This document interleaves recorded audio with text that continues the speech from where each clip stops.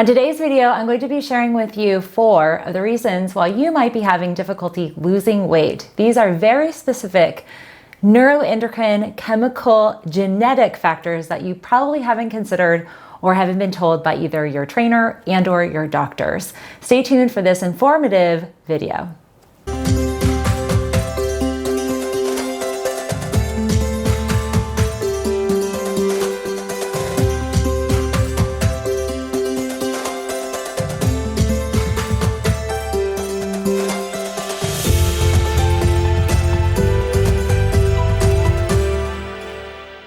Welcome back, everybody. I'm so excited to bring you into my Instagram live show. We're going to be answering a ton of questions that came through on my Instagram feed. I've got a lot of viewers that are very curious about why they can't lose weight, how to deal with genes, how to deal with metabolic imbalances, and we're going to dive right on in.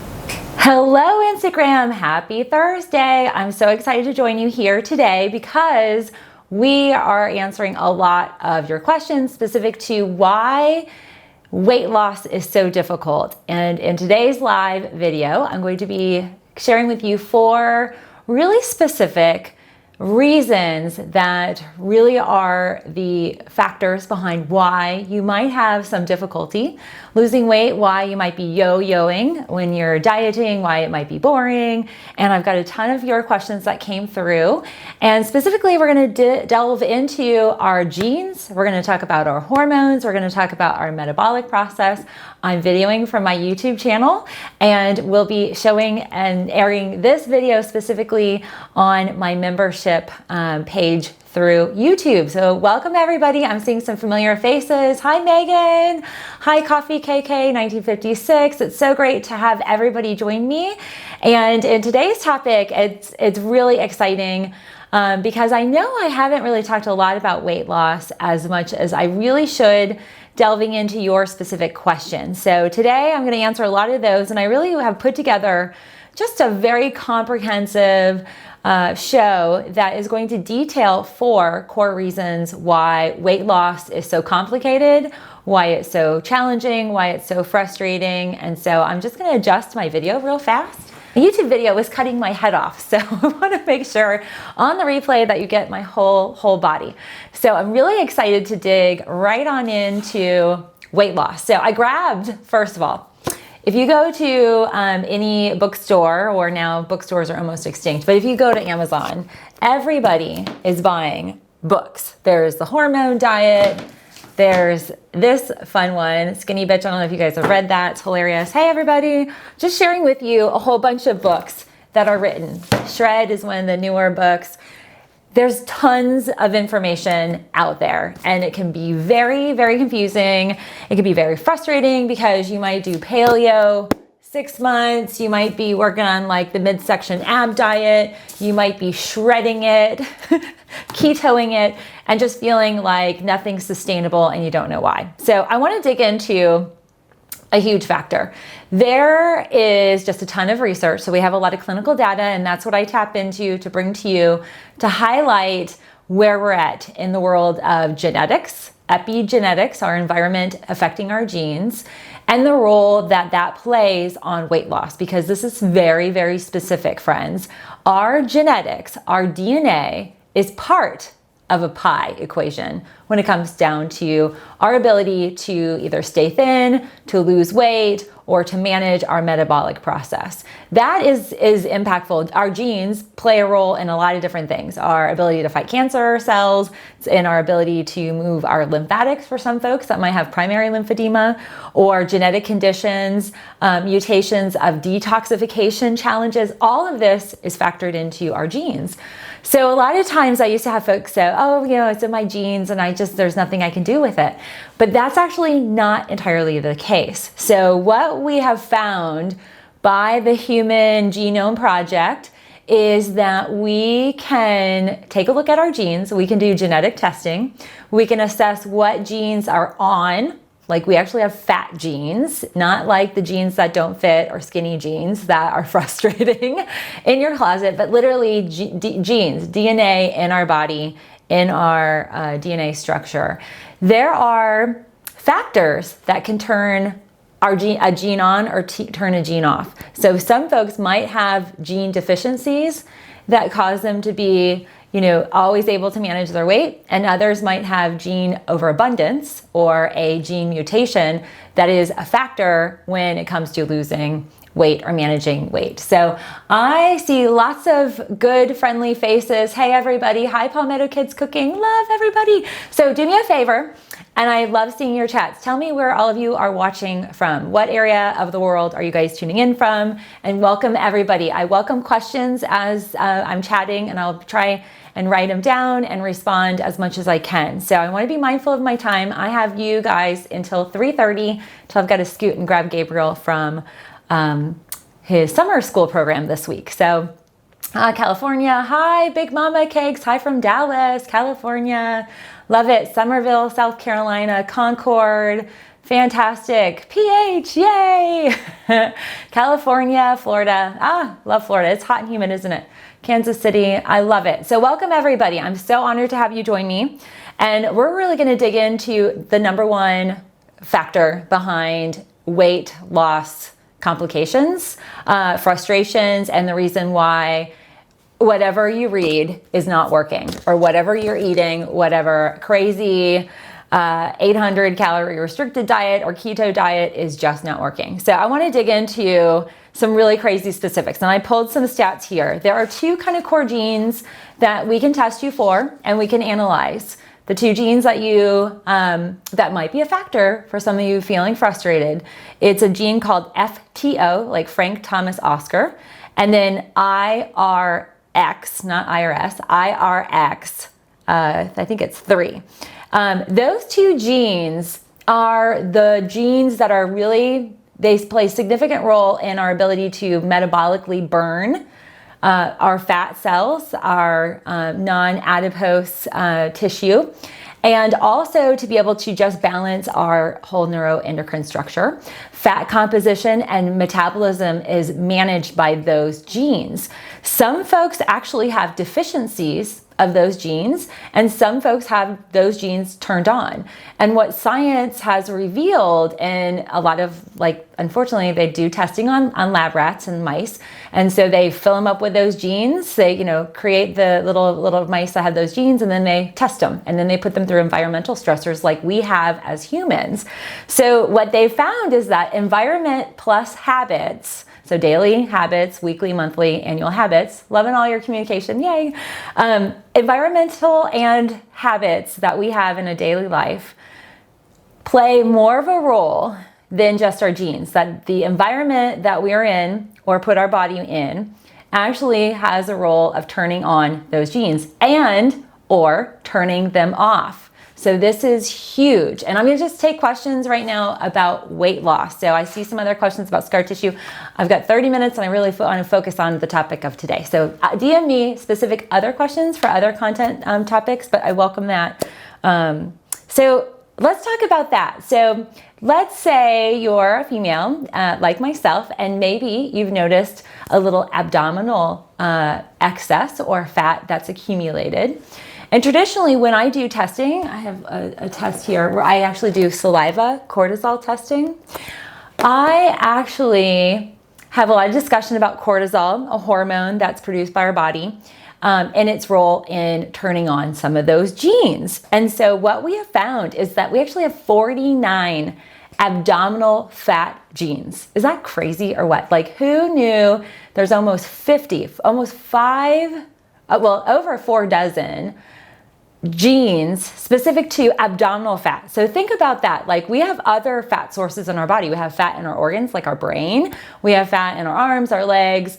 There are fat disorders. It's crazy. So I want to share with you just that extent of cellular genetic activity in our body, because you're not just battling one gene like FTO or IRX3. You're really managing a lot. And I know Palmetto Kids Cooking, totally, it is crazy. What's great is that now we know, and now we've got research. So I want to dig into some things that are what we call in the functional medicine and the kind of fat loss medicine world, we call the fat gene neutralization. So that's a term you might be you might start hearing more of, maybe, maybe not, but essentially I'm going to use it. So we want to neutralize those fat genes. So if you have them, and even if you're not testing and you kind of experience from really puberty on where you kind of are up and down, this is really big when we look at how can we neutralize. So we already are dealing with this gene, it's there, and it's probably on. How do we turn it off? It's like the light switch, like you're burning energy, paying money to the electric company. Let's turn the switch off and let's literally save that energy. So I want to share with you a few things. I actually kind of break down 3 or 4 core factors that you can do. And if you guys are interested in this, I actually had built a course. It's closed right now, but I'm revamping it because there's just constantly new and budding research about our genes and weight loss. But I have a weight loss course that I had launched 2 years ago. I might be opening it up again in January. So, New Year's resolutions are always a fun time for folks to do that. So if you're interested, DM me or let me know, but I'd love to do it and incorporate some of this new research. But the first thing that you can do, and this is great because you have control. So I love to give you empowerment, things that you can control, is to actually eliminate BPA. So that's a typical ingredient, let's say in plastic water bottles. It's in a lot of plastic containers of I'm just looking at my table here, this is a plastic bottle. You have to look and see, does it have BPA? So BPA-free products, I'm gonna share with you, I drink out of stainless steel. I don't drink any more out of plastic, and I drink a lot of hot tea. So how our environment plays that role of the environment is specific to what are we putting in our body, what are we putting on our skin? And you'd be more than surprised at how many really harmful epigenetic inducing products and ingredients we are consuming on a daily basis. So that is huge. And thanks everybody for your communication. Hi, MMK 2072. I love it. Welcome. It's good to see you. So BPA is a big one. The second thing, this is really cool. This is a little bit of a newer research. They found that another way to neutralize your fat genes, to turn them off if they're on, and also to keep them off. So if you kind of plateau and you hit a level, you're okay, I'm doing great, I'm on keto or whatever diet, and you want to maintain that, doing these things will help you maintain that weight versus going on the yo-yo. So the other thing that they found is that exercise outside, so exposure to sun between 8 a.m. and noon actually is crazy. It has some sort of sun synthesis. I don't really know how to describe what the term is for it. I don't know if it's vitamin D, but all they know is that if you exercise outside, this one specific study had these people on, a placebo effect, in a gym or walking outside, no changes to daily lives. And the people who walked outside, and you could run, you could walk, you could, play soccer, you could do whatever you wanted in the hours of 8 a.m. and 12 noon, they actually lost, I think it was 12% more body fat. It's crazy. So that's a gene neutralization activity.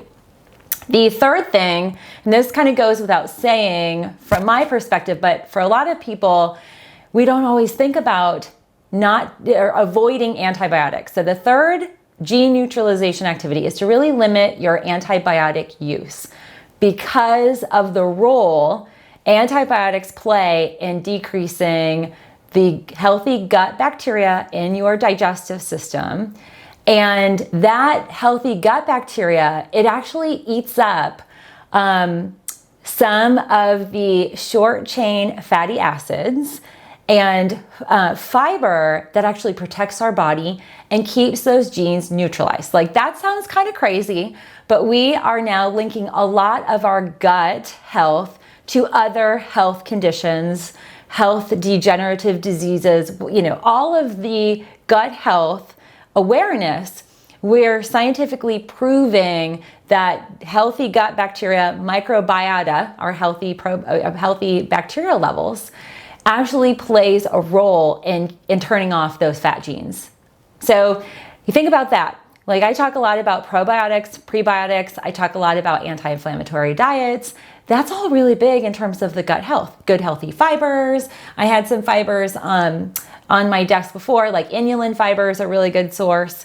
So gut health is a huge factor. And the other thing that is included, so number 4 in the fat gene neutralization process, the 4th item is to control and manage insulin resistance. So one of the things that we know, and there have been a lot of doctors in the kind of fat loss world and even functional medicine world that are talking about the fact that we have a propensity to have insulin resistance yield metabolic dysfunction. So that sounds kind of crazy, and I talk a lot about insulin resistance and its links to PCOS and stroke and heart disease, but let's dive into that. So insulin resistance ultimately comes from either diet and or imbalanced stress hormone, the cortisol. So again, the whole adrenal. And Lisa, 3 blessings. Yes, interest in the weight course. Yay. So if you can manage and control insulin resistance, you have a better ability to control your body's capacity to turn off those genes. So insulin resistance, that's like its own module, to be honest with you, in the course I've represented. But it's also a whole nother topic that I could put on YouTube, or that I could do another live if you guys want. But insulin resistance for men and women across the board will register as high glucose levels, meaning anything above 81, 82 is in the elevated state. Obviously, anything over 100 is way off the charts. It's a pre-diabetic state.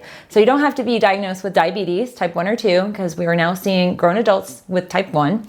Insulin resistance turns on all these things, all these factors. So insulin resistance will cause liver toxicity and liver congestion. And that leads me to my second phase in this whole kind of all the facets behind the complications of weight loss, which leads me into the metabolic function of your body and your body's ability to detox. So there is the thyroid function. So we think the thyroid's metabolic process, and it is.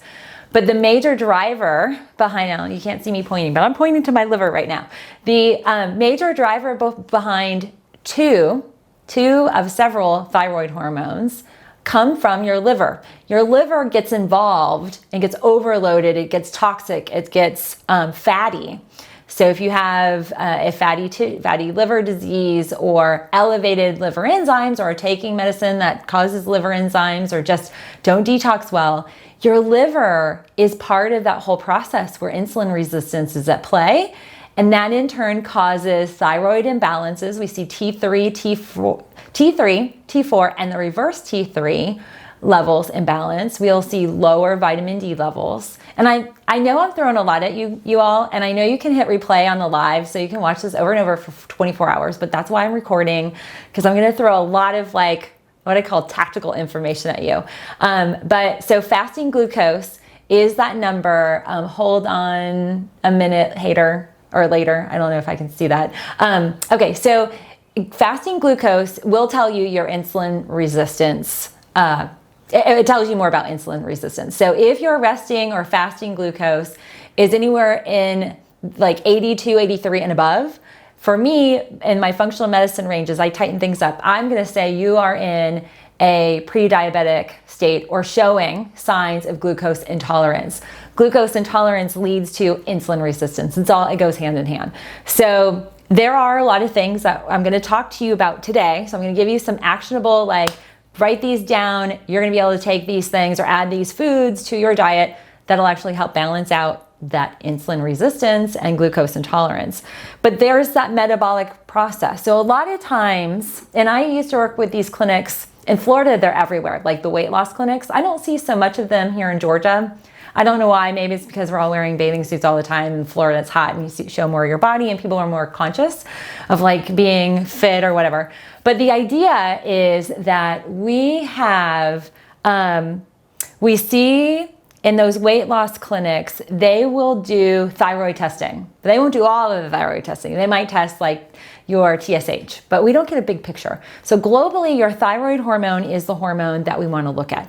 Some of that metabolic function then also plays into your ability to burn calories. It's your whole keto process. Some people do really well on ketosis. And I actually had a question that came in before from Stephanie, who is asking about losing weight with lipedema, and keto is a really good option for that because it's a fat disorder. And if you can manage and reduce the fat that you can actually metabolize out, you have a better likelihood of at least minimizing some of the lymphatic burden. For folks that don't have a fat tissue overabundance, which is what lipedema is, and I work with folks all over the world with lipedema, the factor behind ketosis can be beneficial, but it kicks up some challenges. Like I have one of my regular viewers on YouTube, Lois Lyons, and she might watch this on the replay. So hi, Lois.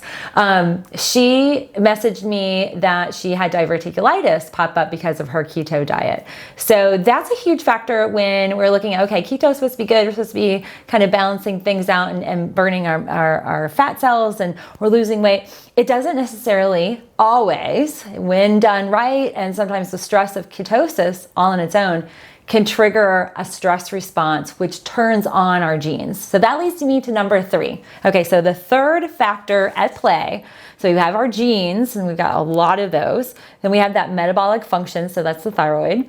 The third factor is what we call neuroendocrine balancing. And there's 3 core glands involved. 2 are in the brain. We have our hypothalamus and our pituitary. The pituitary is like this little dipstick, and it measures hormones cycling in your blood every second, and then it sends signals. So that pituitary gland, the hypothalamus, and the adrenals, there's an axis. So there's a line of communication, a neurological, neuroendocrine communication about your body's environment. Is your environment stressful? Does your body, basically what it's measuring is, does your body need to go into fight or flight? So we are built to fight or flight at any moment. Just like birds and squirrels and animals, they're on guard just like we are. And the fight or flight plays a big role in the imbalances of that HPA, hypothalamus, pituitary, adrenal gland axis. And when we have the neuroendocrine system imbalanced, and I do neuroendocrine, so I actually I look at neurotransmitters, so that's part of the neuroendocrine balance. We'll do cortisol testing. We will look at CBC panels. We'll do a full hormone structure. We'll look at all of those to get a sense of what's going on in that HPA axis. Do you have chronic fatigue? Are you chronically stressed out? Do you have hormonal imbalances? Have you had infertility? Have you had any miscarriages? Are you dealing with precancerous cells? Are you dealing with Lyme's disease? All sorts of things internally that are bombarding the body. Then we look at externally. What hormonally driven elements, ingredients are you putting in your body, on your skin, that might be turning on those genes, kicking off stress and that hormone fight or flight? So controlling your cortisol levels, controlling your neurotransmitters, and ultimately balancing the HPA axis is huge for balancing the whole weight loss. It's a conundrum. I mean, really is so confusing, and every person is different. And even with my course, it will impact people differently. And some people's environments internally, if you don't detox well, that's a genetic detox factor. We have to approach that differently. And I cover a lot of those different factors. But here's the fourth and final thing that I want to dig into, because this is where you come into play, because we all do have some control over what's going on in our body. So I like to, again, empower you to choose well and to choose things that will benefit you and your health and wellness. So there are actually, let's see, I have 2, 4, 6, 8, 10, 11. I have 11. I have 11 items today that are specific food groups that you can incorporate every day. You can try to incorporate them as much as you can across your meals, across snacks, but they have found, genetically speaking, when consumed, the nutrients inside these food groups actually give your body what it needs to balance itself and to turn off those genes. Oh, hi Roz from London. Yay, we've got a Londoner. Woohoo. Okay, so quick, I had to get a little water in my, it's actually I'm drinking, I don't know if you guys can see this, I'll just share with you. I'm drinking this really nice hibiscus and it's a raspberry tea. So it's super, super yummy, and it's a hawthorn berry as well. So if it were in a glass, it would be like this fuchsia pink color. It's so nice. Okay, so let's start off with the food group. So quinoa is one of the foods that is really good for turning off your genes, fat genes. Green tea, love that. And I've shown in videos, you have green tea powders you can put in your smoothies. You can do green tea as a green tea, matcha tea. Eggs. Obviously, grass-fed, if you can go local and organic, eggs are so fantastic. Lentils, turmeric. I love turmeric. Usually I have it sitting on my desk somewhere, but I think we were using it earlier. Turmeric is really big about the inflammation. So inflammation alone triggers those genes to turn on. And inflammation is the root of all illness and disease. It's craziness. It's also the root of pain, which, by the way, DM me if you didn't sign up for Pain Revealed. They're launching episode 3 tonight. There's a total, I think, of 7 or 9 episodes. I think my interview's on episode 7, but oh my gosh, they have some crazy awesome natural doctors they're interviewing with awesome, just awesome procedures and stuff. And like, I literally want to go on a tour and see all these doctors and do all these crazy procedures just to be healthy and well and lower our inflammation and all that. So here, okay, so I left off with turmeric. Okay, here are the next. I hope this was helpful. I know I threw a lot at you and I apologize, but I wanted to make sure I gave you impactful factual information, because if you were to read any one of these, and this is just like the handful I could grab from my bookshelf, okay, there are tons of stuff in here, but I broke it down for you. And that is essentially what I say, and this is always kind of my communication. We are talking about a healthy lifestyle, not a diet. I hate the word diet. Healthy lifestyle. A healthy lifestyle of nutrient density, clean eating, good exercise, good mental health, good, being out and the fresh air and being out in nature, connecting with earth and others. So being social and having social support, but also our environment, what's in our water, what is in our food. So being really cognizant of skincare, hair care, nail care, all of that. The everyday items tend to be the biggest offenders, obviously, because we're using them more frequently. Thanks, Jill. Thank you, everybody. It's so good to see you all. Mwah! Lots of love and kisses. Please share this when it goes back on the live or it's on my story. Please share it. Tag friends. Anybody you think could benefit, tag them. I am grateful for that. All right, friends. I'll see you on our next video. Have a great day.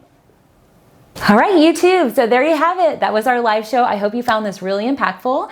A lot of the details and descriptions of the products that I recommended and a list of the foods will be down below. So you can look at my notes here on all of the information I provided. So thanks again for tuning in. I hope you will like this video. Please subscribe, hit the bell notifications to get notified for all of our videos, and I will see you on our next video.